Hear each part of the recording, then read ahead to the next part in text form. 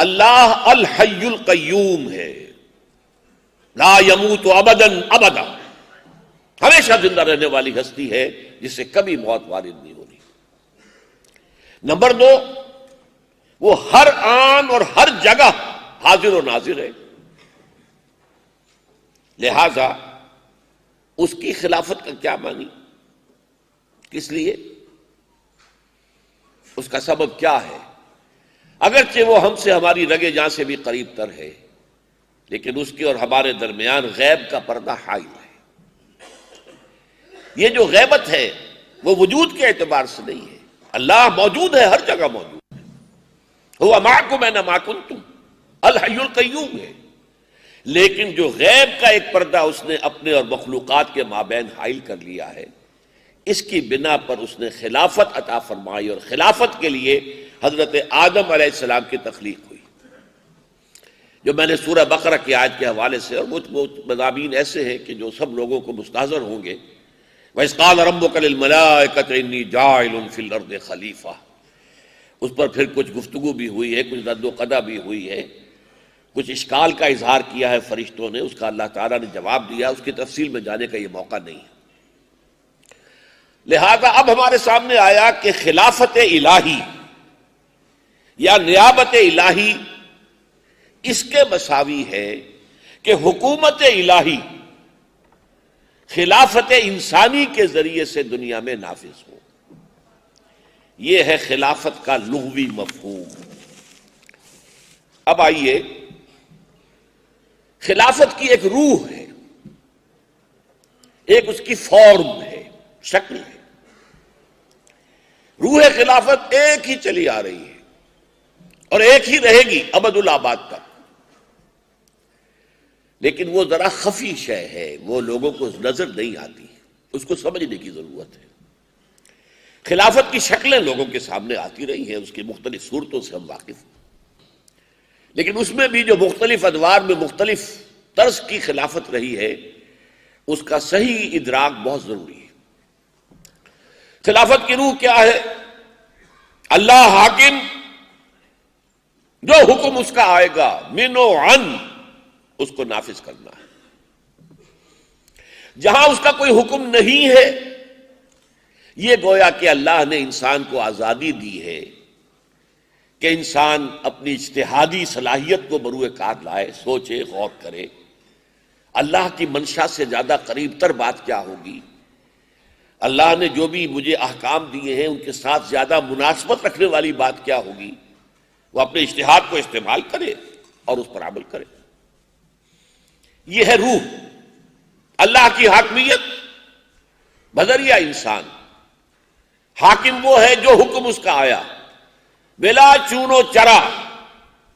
بلا کسی کمی اور بیشی کے جوں کا تو نافذ کرنا ہوگا۔ ہاں جہاں اس کا کوئی حکم نہیں ہے،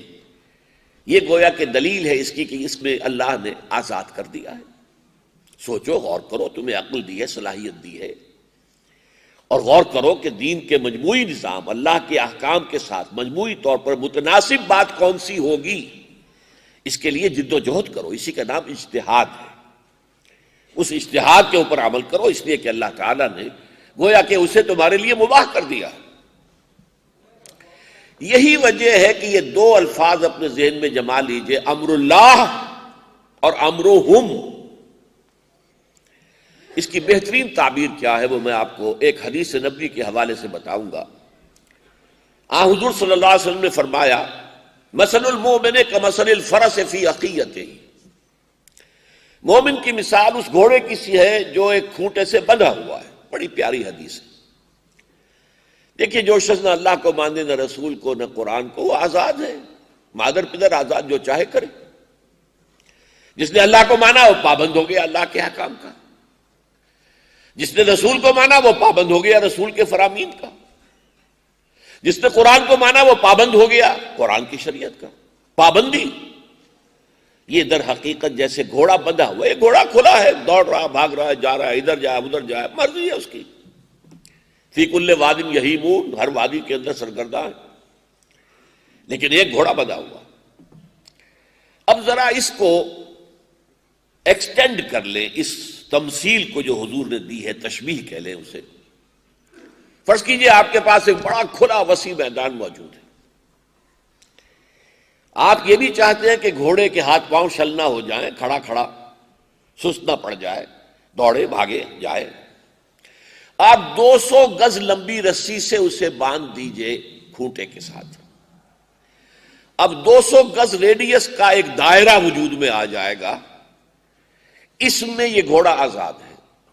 شمال میں جائے، جنوب میں جائے، مشرق میں جائے، مغرب میں جائے، 100 گز پہ جائے، 150 گز پہ جائے، عین 200 گز پہ پہنچ جائے، کھوٹے کے ساتھ لگ کر کھڑا رہے، اس کی آزادی۔ تو یہی سمجھ لیجئے کہ اسلامی ریاست یا خلافت کا جو اصل نظام ہے کہ ایک دائرہ ہے، یہ ہے اللہ کے احکام، اللہ اور اس کے رسول کے احکام، جن کے لیے قرآن مجید کی اصطلاح کیا ہے؟ حدود اللہ، تلک حدود اللہ فلا تعتدوها، یہ اللہ کی حدود ہیں، اس سے آگے مت بڑھنا، تلک حدود اللہ فلا تقربوها، آگے بڑھنا تو دور کی بات رہی، قریب بھی مت جانا، اس لیے کہ اگر زیادہ قریب چلے گئے تو اس بات کا اندیشہ ہے کہ کہیں بھول کر یا کسی تیزی کے اندر کہیں کراس نہ کر جاؤ، تو keep at a safe distance, فلا تقربوها، تلک حدود اللہ فلا تقربوها، تلک حدود اللہ فلا تعتدوها،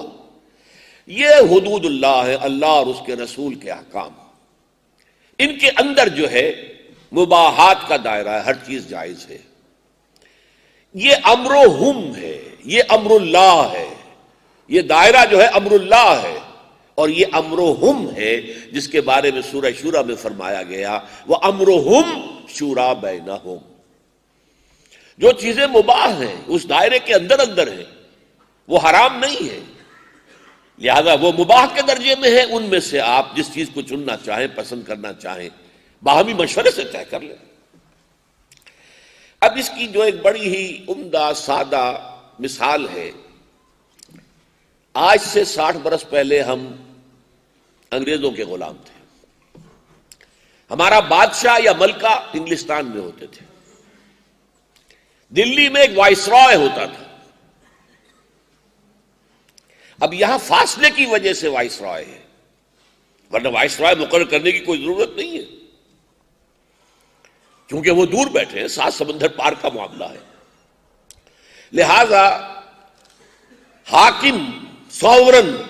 ساورنٹی جن کے پاس ہے وہ تو بادشاہ ہے یا ملکہ ہے، ملکہ وکٹوریہ تھی، یا پھر اس کے بعد جارج پنجم آئے، ششم آئے، ہفتم آئے، ہشتم آئے، وغیرہ وغیرہ، ایڈورڈ آئے، یہ آئے وہ آئے، یا ملکہ الزبتھ بیٹھی ہوئی ہے، تو اصل ساورنٹی ان کی ہے، اور جو دہلی میں وائسرائے ہوتا تھا اس کا کام کیا تھا؟ دیکھیے وہی بات جو میں پہلے ایسنس بتا چکا ہوں آپ کو کہ ایسنس کیا ہے خلافت کا، جو حکم ہز میجسٹیز گورنمنٹ سے آیا یا ہر میجسٹیز گورنمنٹ سے آیا اس کو تو وائسرائے نے نافذ کرنا ہے، اس میں وائسرائے کوئی تغیر اور تبدل کرنے کا اختیار نہیں رکھتا، it has to be implemented as such, لیکن جہاں کوئی حکم نہیں ہے وہاں اس وائسرائے کا کام ہے، اس کا فرض ہے، کیونکہ وہ آن دی اسپاٹ موجود ہے، یہاں کے حالات کو وہ بہتر جانتا ہے، وہ ڈیل کر رہا ہے، وہ اپنی بہترین کوشش کرے کہ جو سلطنت ہے برطانیہ کی اس کے مفادات سے لگا کھانے والی چیز کون سی ہے، اس کے ساتھ مناسب بات کون سی ہوگی، جو بحیثیت مجموعی ہم نظام چلا رہے ہیں اس کے لیے مصلحت کس چیز میں ہے،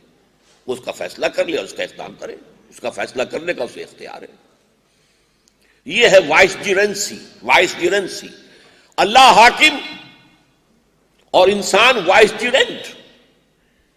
یہ وائسرینسی کی شکلیں کیا رہی ہیں وہ میں بعد میں بیان کروں گا، لیکن اسینشلی بات آپ نے سمجھ لی کہ روح کیا ہے، حاکم اللہ، حاکم مطلق، شارع حقیقی اللہ، اگرچہ اس کے ساتھ اضافہ کر لیجئے اس کا نمائندہ اللہ کا رسول، جو بھی رسول وقت کا رسول ہے، موسیٰ تھے جب موسیٰ کا وقت تھا، عیسیٰ تھے جب عیسیٰ کا وقت تھا، اب ہمیشہ کے لیے محمد ہے صلی اللہ علیہ وسلم، لیکن یہ نمائندے ہیں، حاکم نہیں ہے، یہ الہ نہیں ہے، الہ اللہ ہے، حاکم وہ ہے، ان الحکم الا للہ، حکومت کا اختیار اللہ کے سوا کسی کو نہیں ہے، حاکمیت اللہ کے سوا کسی اور کے لیے نہیں ہے، سروری زیبا فقط اس ذات بے ہمتا کو ہے، حکمراں ہے ایک وہی، باقی بتانے آج ہی۔ لیکن یہ کہ ان کے نمائندے کی حیثیت سے محمد الرسول اللہ صلی اللہ علیہ وسلم۔ اب ان دونوں کے احکام جو ہے کتاب و سنت جس سے ہم تعبیر کریں گے وہ دائرہ ہے، اس دائرے سے آگے آپ کو نہیں جانا۔ دائرے کے اندر امرہم ہے،